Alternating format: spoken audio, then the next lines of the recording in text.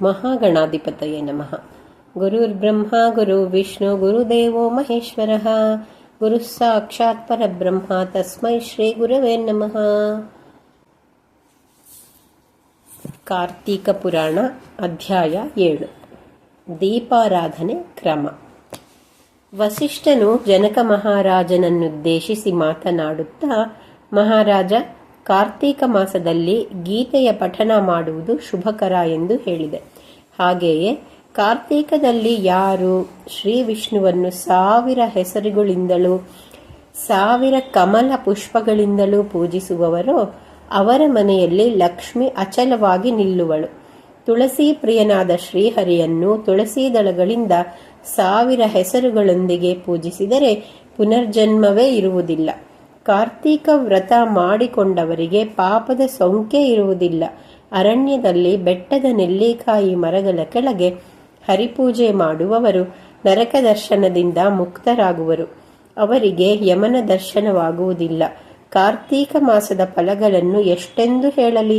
ಬ್ರಾಹ್ಮಣರಿಗೆ ನೆಲ್ಲಿ ವೃಕ್ಷದ ಕೆಳಗೆ ವನಭೋಜನ ಮಾಡಿಸಿದರಾಗಲಿ, ವಿಷ್ಣು ನೆಲೆಸಿರುವ ಸಾಲಿಗ್ರಾಮವನ್ನು ಪೂಜಿಸಿದರಾಗಲಿ ಪಾಪಮುಕ್ತರಾಗಿ ಮೋಕ್ಷ ಹೊಂದುವವರು, ವೈಕುಂಠದಲ್ಲಿ ಸ್ಥಾನ ಪಡೆಯುವವರು. ಮನುಷ್ಯನಾಗಿ ಹುಟ್ಟಿದವನು ಜೀವಿತ ಕಾಲದಲ್ಲಿ ಒಂದಿಲ್ಲೊಂದು ಪುಣ್ಯತಮನಾದ ಕೆಲಸವನ್ನು ಮಾಡಬೇಕು. ಅದು ಕಾರ್ತೀಕ ಮಾಸದಲ್ಲಿ ಅವನು ಪವಿತ್ರನಾಗಲು ಅನೇಕ ವಿಧದ ಕೆಲಸಗಳನ್ನು ಮಾಡಲು ಅವಕಾಶ ಇರುತ್ತದೆ. ಶಿವ ದೇವಾಲಯಕ್ಕೆ ಹೋಗಿ ಅಲ್ಲಿ ಸೇವೆ ಮಾಡಬಹುದು. ದೇವಾಲಯದಲ್ಲಿ ಮಾವಿನ ತೋರಣ ಕಟ್ಟಿದವರು ಶಿವಲೋಕವನ್ನು ಸೇರುವರು.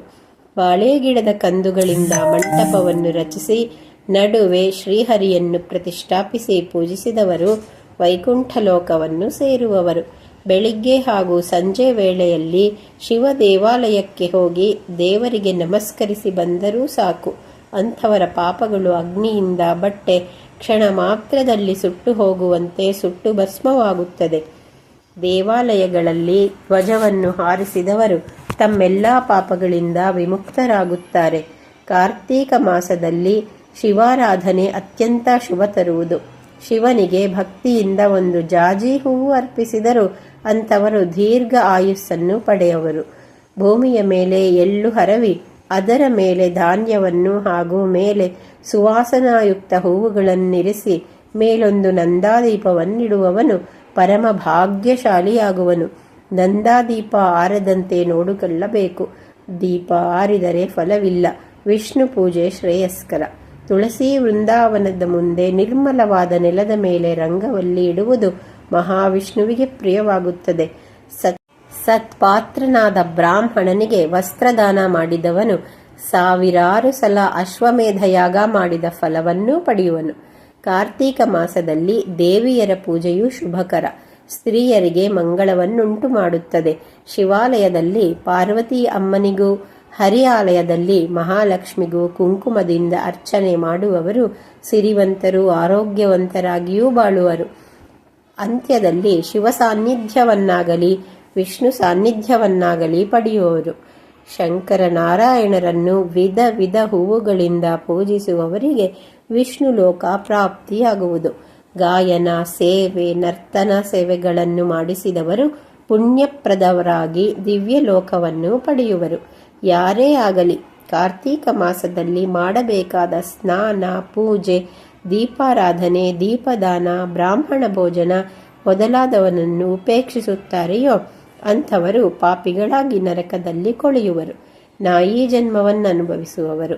ಭೂಲೋಕದಲ್ಲಿ ಮನುಷ್ಯನಾಗಿ ಹುಟ್ಟಿದರೂ ಮಾತು ಬಾರದ ಮೂಕರಾಗಿರುವುದು ಖಂಡಿತ. ಹೀನ ಜನ್ಮಗಳಾದ ನಾಯಿ ಕತ್ತೆಗಳಾಗಿ ಹುಟ್ಟುವರು. ಮಾನವರಾದವರು ಬುದ್ಧಿ ಇದ್ದಾಗಲೇ ಜಾಣರಾಗಿ ಕಾರ್ತೀಕ ವ್ರತ ಕೈಗೊಂಡು ಸುಖಿಗಳಾಗಬೇಕು. ಮಹಾವಿಷ್ಣುವನ್ನು ಪುಷ್ಪಗಳಿಂದ ಪೂಜೆ ಮಾಡಬೇಕು.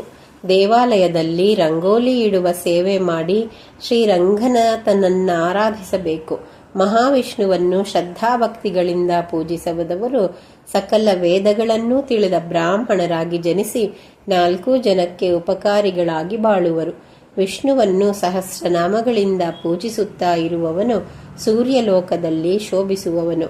ಪರಮಾತ್ಮನಾದ ನಾರಾಯಣನಿಗೆ ಪ್ರಿಯವಾದ ಅಗಸೆ ಹೂವಿಗೆ ದಂಡೆ ಮಾಡಿ ಅವುಗಳಿಂದ ಹೂಮಾಲೆ ತಯಾರಿಸಿ ದೇವನಿಗೆ ಅರ್ಪಿಸುವವನು ಇಹಲೋಕದಲ್ಲಿ ಅಪಾರ ಧನವಂತನಾಗಿ ಬಾಳುವನು. ತುಳಸಿ ಪ್ರಿಯನಾದ ವಿಷ್ಣುವಿಗೆ ಭಕ್ತಿಯಿಂದ ಪೂಜೆ ಮಾಡಿದವನು ವಿಷ್ಣುವಿಗೆ ಪ್ರಿಯನಾಗಿ ವಿಷ್ಣು ಲೋಕ ಸೇರುವನು. ಸ್ನಾನ ಮಾಡಲು ಅವಕಾಶವಿಲ್ಲದವರು ಕಡೆಯ ಪಕ್ಷ ಕಾರ್ತೀಕ ಮಾಸದಲ್ಲಿ ಒಂದು ಭಾನುವಾರವಾದರೂ ಭಕ್ತಿಯಿಂದ ಶಿವಧ್ಯಾನ ಮಾಡುತ್ತಾ ನದಿ ಸ್ನಾನ ಮಾಡಿದವರು ಇಡೀ ತಿಂಗಳು ಸ್ನಾನ ಮಾಡಿದವರಿಗೆ ಸಿಗುವ ಫಲವನ್ನು ಹೊಂದುವರು. ಪಾಡ್ಯದಂದು ಹಾಗೂ ಪೂರ್ಣಿಮೆ ಅಮಾವಾಸ್ಯೆಗಳಂದು ಸ್ನಾನ ಮಾಡಿದವರಿಗೂ ತಿಂಗಳೆಲ್ಲ ಸ್ನಾನ ಮಾಡಿದವರಿಗೆ ಸಿಗುವ ಫಲ ಲಭಿಸುವುದು. ಮನಸ್ಸಿಲ್ಲದೆ ಸ್ನಾನ ಮಾಡಿದವರು, ಪುರಾಣ ಪಠಣೆ ಮಾಡಿದವರು, ಸ್ನಾನ ಫಲ ಅನುಭವಿಸುವವರು, ನದಿ ಜಲದಲ್ಲಿ ಮೇಯುವ ಜನ, ಶ್ರೀ ಮಹಾವಿಷ್ಣುವಿನ ಪೂಜೆಯಲ್ಲಿ ನಿರತರಾದವರಿಗೆ ನೆರವಾದರೂ ಮುಸ್ಸಂಜೆ ವೇಳೆ ದೇವಾಲಯಗಳಲ್ಲಿ ದೀಪಾರಾಧನೆ ನಡೆಯುವಾಗ ಕಣ್ತುಂಬ ನೋಡಿ ಆನಂದಿಸಿದವರು ವಿಷ್ಣು ಸಾಯುಜ್ಯವನ್ನು ಪಡೆಯುವರು. ಪುರುಷ ಸೂಕ್ತ ಪಠಿಸುತ್ತಾ ಭಗವಂತನನ್ನು ಅರ್ಚಿಸುವವರು, ಗೀತೆ ಪಠಿಸಿದವರು ಪಡೆಯುವ ಫಲವನ್ನು ಪಡೆಯುವವರು. ಜಗನ್ನಿಯಾಮಕನು ಅಖಿಲಾಂಡ ಕೋಟಿ ಬ್ರಹ್ಮಾಂಡ ನಾಯಕನೂ ಆದ ಶ್ರೀಹರಿಯನ್ನು, ಸರ್ವೇಶ್ವರನಾದ ಮಹಾಶಿವನನ್ನು ಪೂಜಿಸದವರು, ದೇವದೇವರ ಪ್ರೀತಿಗಾಗಿ ಸ್ನಾನವನ್ನು ಆಚರಿಸದವರು ಕ್ಷುದ್ರ ಜನ್ಮಗಳಲ್ಲಿ ಅವತರಿಸುವವರು. 7 ಜನ್ಮಗಳು ನರಿಗಳಾಗಿ ಹುಟ್ಟುವರು. ಆದುದರಿಂದ ಜನಕ ಮಹಾರಾಜ, ಬಿಸಿಲು ಇರುವಾಗ ಹುಲ್ಲು ಒಣಗಾಕೋ ಎಂಬಂತೆ ಬುದ್ಧಿ, ಕೈಯಲ್ಲಿರುವಾಗ ಅಂಗಾಂಗಗಳು ದೃಢವಾಗಿರುವಾಗ ಶಿವನಾರಾಯಣರಿಬ್ಬರಲ್ಲಿ ಯಾರನ್ನು ಪೂಜಿಸಿದ್ದೇ ಆಗಲಿ, ಕಾರ್ತೀಕ ಪುರಾಣ ಪಠಿಸಿದ್ದೇ ಆಗಲಿ ಸ್ವರ್ಗಲೋಕವನ್ನು ಸೇರುವರು.